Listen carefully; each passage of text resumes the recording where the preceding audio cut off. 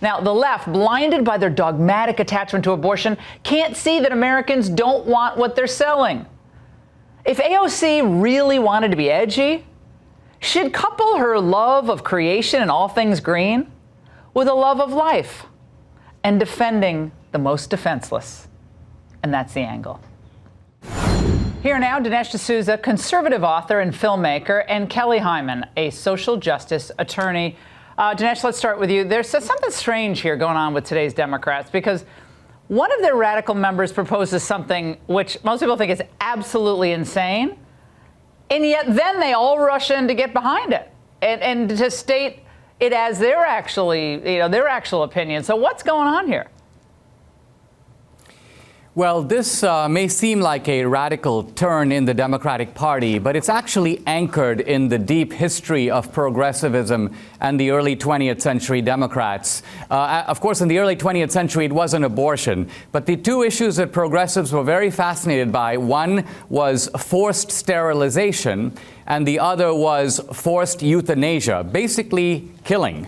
And Margaret Sanger, for example, was a champion of the sterilization side, forced sterilization. And she was an admirer of the Nazi sterilization program of 1933.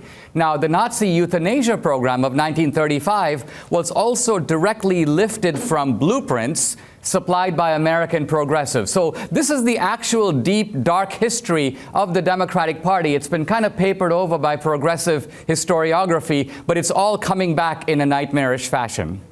Well, again, we're looking at the results of this most recent poll. It's without a doubt been influenced by this infanticide debate.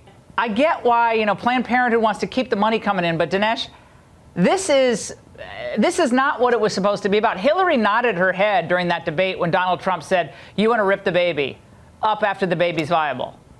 And she said no. She basically said, no. Well, yes, apparently.